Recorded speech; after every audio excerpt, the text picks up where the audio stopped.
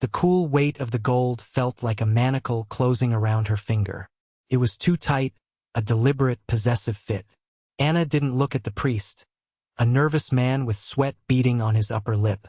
She didn't look at the dozen men in dark, identical suits who filled the pews of the private chapel like polished tombstones. She looked only at the hand that had placed the ring on hers. It was a beautiful hand, elegant and still, resting on the arm of a black wheelchair. The man in the chair, Marco Bellini, was now her husband. He hadn't spoken a word during the ceremony. His power was a palpable thing, a pressure in the air that had nothing to do with physical movement. It came from the absolute stillness of his body and the unnerving intensity of his eyes.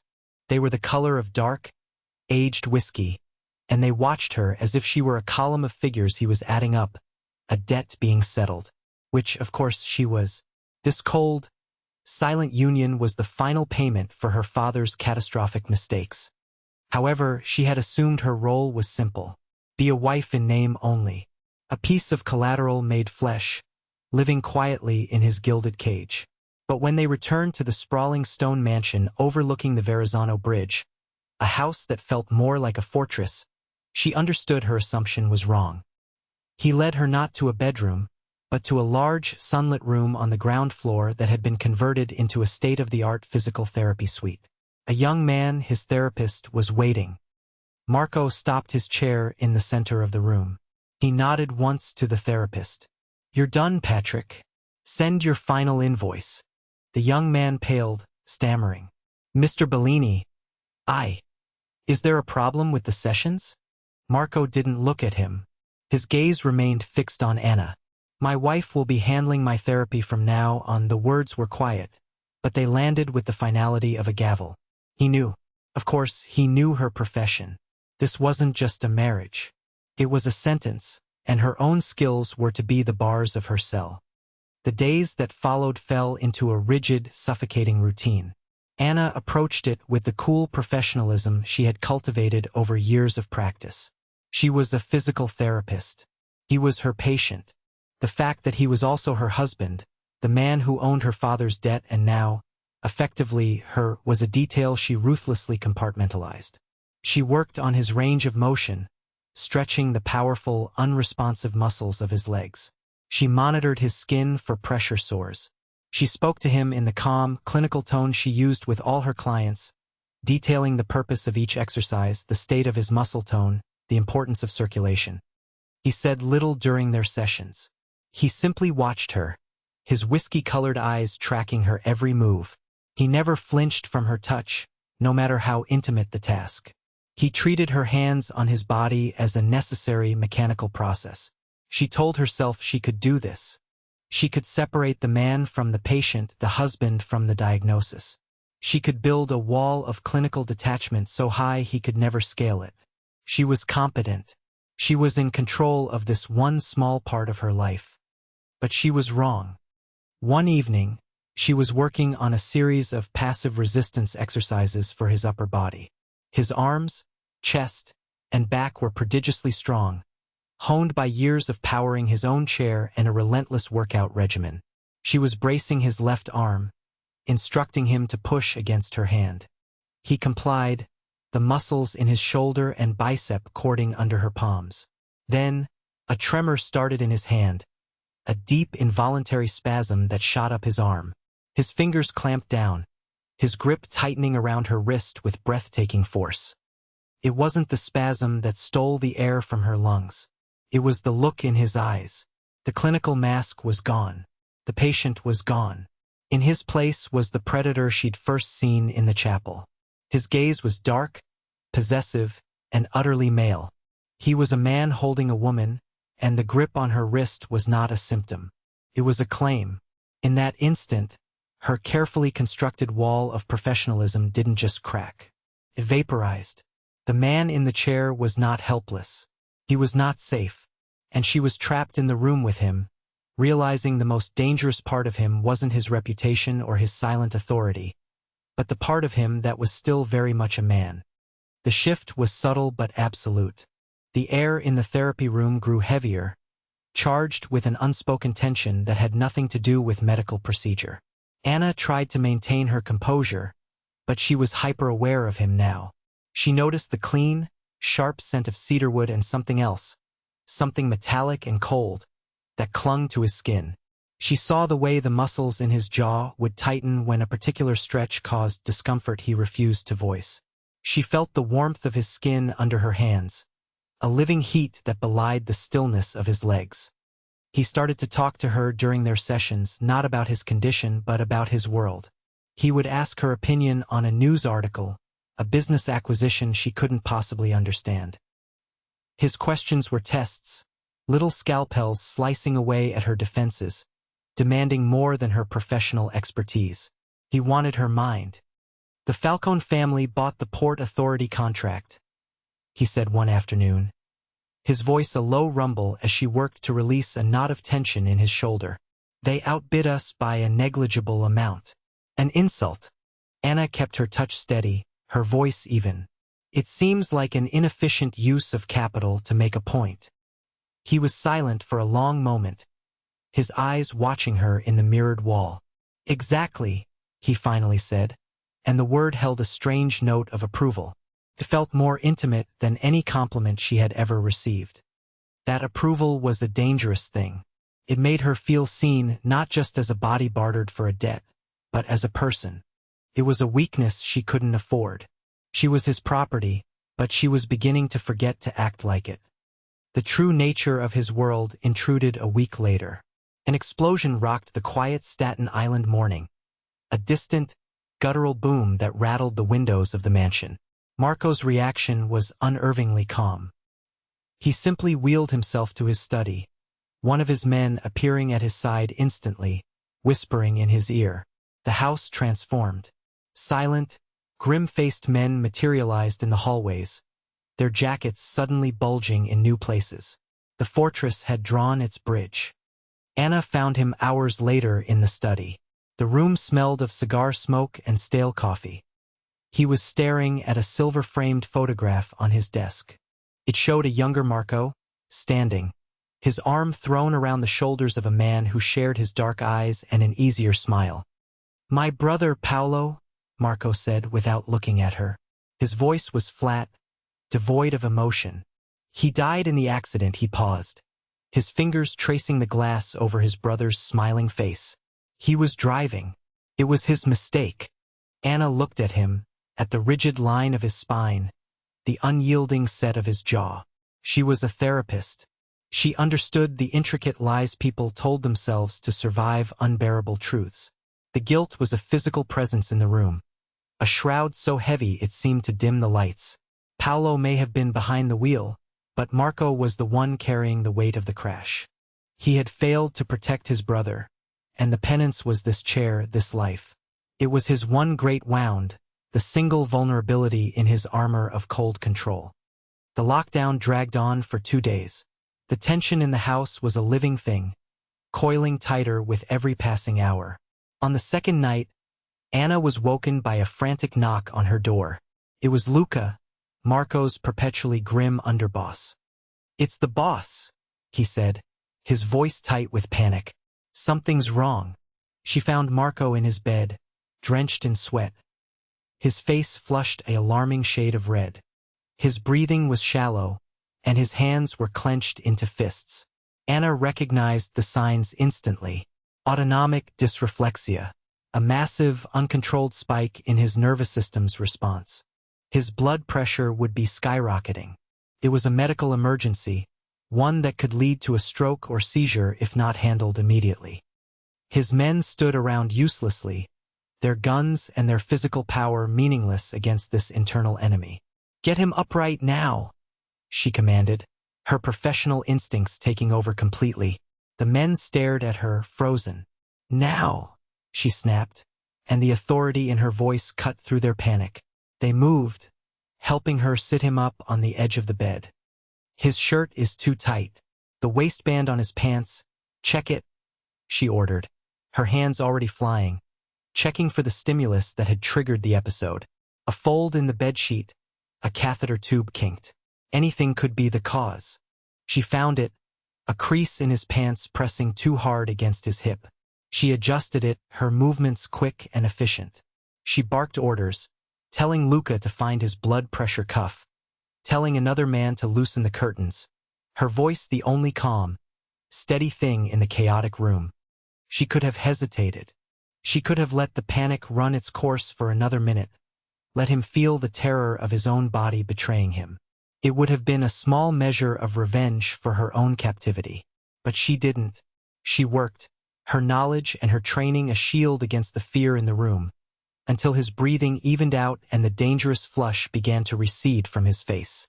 He was weak, exhausted but lucid. His men retreated, leaving them alone in the quiet room. His eyes, dark with fatigue, found hers. The gratitude in them was raw, unguarded.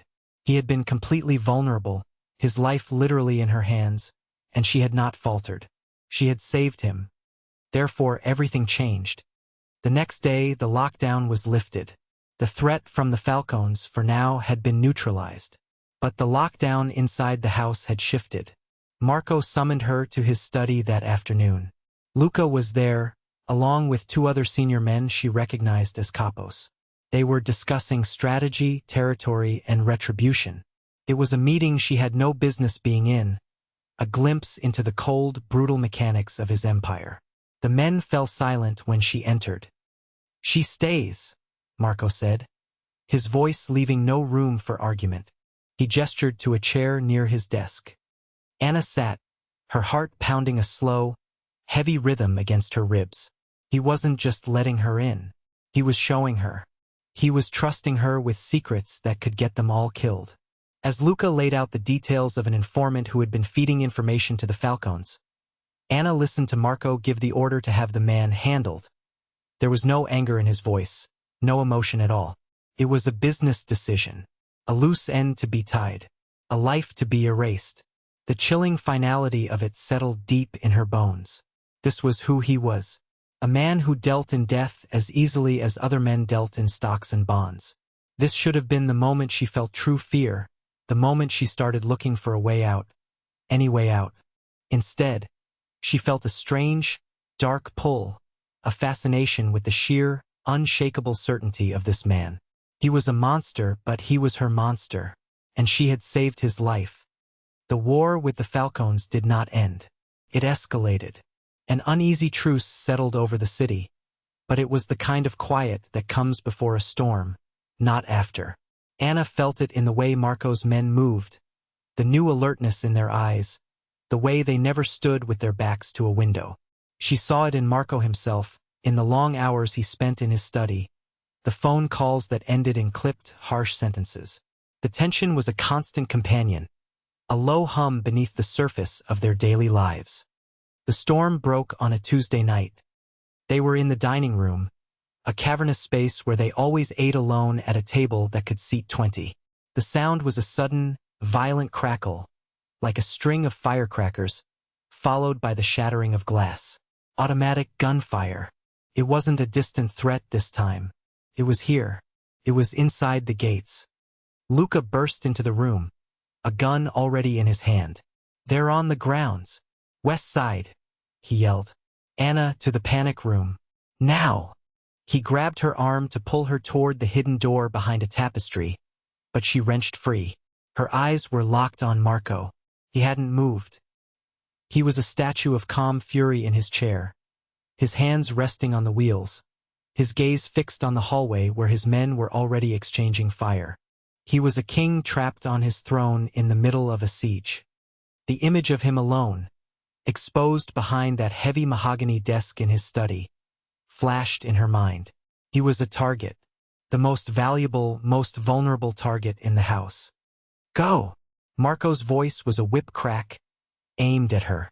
"Get her out of here, Luca." But Anna didn't run. The thought of cowering in a steel-lined room while he faced this alone was impossible. It was a betrayal she couldn't commit. In that split second, she stopped being a victim, a prisoner. She became a participant. She turned and ran, but not toward the panic room. She ran toward the kitchen. Her mind, usually so calm and clinical, was a maelstrom of adrenaline and fear. She grabbed the heaviest thing she could find, a cast iron skillet, and a fire extinguisher from the wall. Her heart hammered against her ribs, but her hands were steady. She was no soldier, but she wasn't helpless. She moved back toward the main hall, staying low against the wall. The air was thick with the smell of cordite. She could see two of the attackers advancing on the study, pinning down Marco's men. They were focused, moving with military precision. They hadn't accounted for a woman in a silk blouse with a fire extinguisher. She pulled the pin, and without giving herself time to think, she stepped out from behind the corner and squeezed the handle. A thick, white cloud of CO2 blasted into the hallway, engulfing the two men. They choked, momentarily blinded, their advance broken. It was the opening Marco's men needed. They surged forward, and the threat to the study was neutralized in a hail of disciplined, brutal gunfire. Anna dropped the extinguisher, her body shaking with the aftershock of what she had just done. She had put herself in the line of fire, willingly. For him, she had crossed a line she could never uncross, a moral boundary she hadn't even known existed within her until that moment. When the house was finally silent again, save for the distant wail of sirens that would never arrive, Marco found her. She was in the wreckage of the kitchen, trying to pour a glass of water, but her hands were shaking too violently. The glass rattled against the pitcher. He wheeled himself to her side. The silence between them was different from all the silences that had come before. It was raw, stripped of all pretense. "You should have gone to the safe room," he said. His voice was rough, thick with an emotion she couldn't name. It wasn't anger. "I know," she whispered, her eyes fixed on the trembling water in her glass. He reached out then, his large, warm hand closing over hers, stilling the tremor instantly. The contact was electric, a current that shot straight through her. His touch wasn't a claim this time. It was an anchor. He held her there for a long moment, his thumb stroking the back of her hand. It was the most tender gesture she had ever received from him, a confession made without a single word. He had expected her to save herself. She had chosen to save him. And in this violent, broken world, that was a loyalty more binding than any vow. Later that week, the tension returned, but it was of a different kind. It was personal, intimate, and it hummed between them constantly. During a therapy session, as she stretched his hamstring, her hand brushed the inside of his thigh. Both of them froze. The air crackled. She tried to retreat into professionalism, her cheeks flushing, but he saw it. He saw everything. He caught her wrist, his grip firm but not painful. "Look at me, Anna." She reluctantly lifted her gaze from the floor to meet his. His eyes were dark, intense, searching hers for a truth she was desperate to hide. "You think because I am in this chair," he began, his voice a low, dangerous murmur, "that I am less than a man? That I don't see how you look at me when you think I'm not watching?" He gave a slight tug, pulling her upper body closer to him, forcing her to brace her hands on the therapy table on either side of his hips. The proximity was dizzying. "I'm still a man, Anna," he breathed, the words washing over her, hot and possessive. "Do you think I can't do that?" His gaze dropped to her mouth for a fraction of a second before returning to her eyes. "Do you think I can't protect you? Or claim what is mine?" The raw, masculine challenge in his voice shattered her last defense. He wasn't talking about his empire or his name. He was talking about her. She was his, not by debt, not by force, but by a choice she had made in a hallway full of gunfire. She wasn't his prisoner anymore. She was his. But that fierce, possessive look in his eyes was seen by another. Luca stood in the doorway, his face a mask of stone. He had been loyal to Paolo, the older, more traditional brother. He saw Anna not as an asset, but as a weakness, an American distraction who was making his boss reckless. He saw the way Marco looked at her and saw the downfall of the Bellini family. And in the cold, calculating mind of an underboss, a problem like that had only one solution. It had to be removed, permanently. The betrayal came disguised as concern. Luca appeared at her door 2 days later, his expression grim. "Marco wants you out of the city for a while," he said, his voice clipped. Things with the Falcones are getting worse. He arranged a safe house for you upstate. A car is waiting. A cold knot of suspicion formed in Anna's stomach. Marco would have told her himself. He would never send Luca. He would never send her away at all. Not after everything. She looked into Luca's eyes and saw nothing. Perfect, polished void. Of course, she said, forcing a calm she did not feel. Let me just get my medical bag. She knew what she had to do. She wasn't the same woman who had walked into that chapel weeks ago. She was no longer just a therapist, just a wife in name. She was Marco Bellini's wife, and she would not be removed. In the back of the black sedan, flanked by two of Luca's most loyal men, she feigned calm. She watched the city lights blur past, her mind racing, calculating. Her hand rested on her medical bag, her fingers tracing the outline of the small, sterile scalpel she always carried in an emergency kit. As the car turned onto a desolate industrial road near the docks, far from any route that would lead upstate, she knew she was out of time. She made her move. She let out a choked gasp, her body going rigid. She arched her back, her eyes rolling back in her head, mimicking the grand mal seizure she'd seen dozens of times in hospitals. It was a terrifyingly convincing performance. The men panicked, yelling at the driver to pull over. The moment the car screeched to a halt, she struck. As one of the men leaned over her, she brought her knee up hard into his jaw. In the same motion, she had the scalpel out, slashing sideways not to kill, but to maim, slicing through the tire beside the open door. The hiss of escaping air was her starting gun. She scrambled out of the car, shoving the other stunned guard back and running into the labyrinth of shipping containers and darkened warehouses. She didn't look back. She just ran, her only goal to buy time. Marco knew. The moment Luca had reported Anna was safely on her way. He had felt the lie in his gut. It was a cold, certain dread. Anna would not have gone so quietly.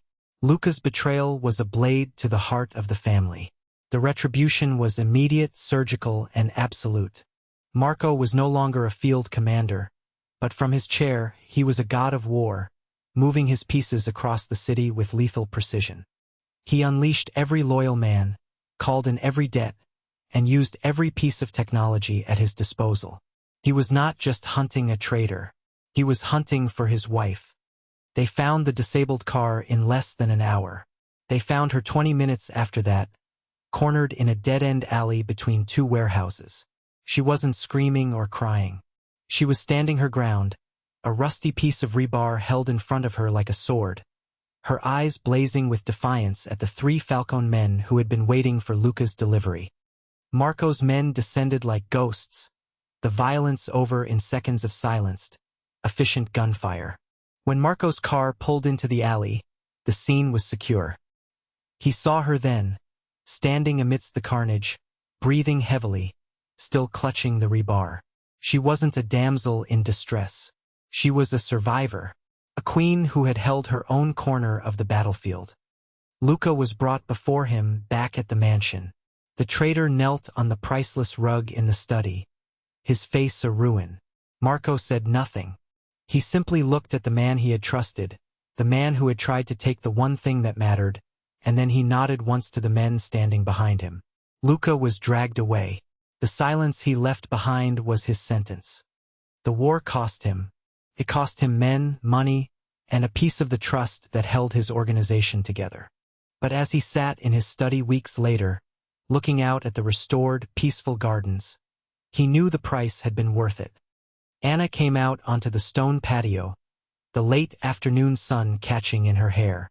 She walked over to him, her movements full of a new, quiet confidence. She didn't stand over him, a caregiver to her patient. She knelt, bringing herself to his level, her eyes meeting his. She reached out and took his hand, her warm fingers lacing through his. It was a simple gesture, but it held everything. It was a choice, a declaration. He was the man who ruled a dark and violent world from a wheelchair, and she was the woman who had walked into the heart of that darkness and refused to run. He lifted her hand to his lips, his gaze never leaving hers. The world outside this fortress was still dangerous, and the peace they had was fragile, bought with blood. But here, in the quiet of the garden, he didn't need to stand to be a king, and she no longer needed to pretend she was anything less than his queen.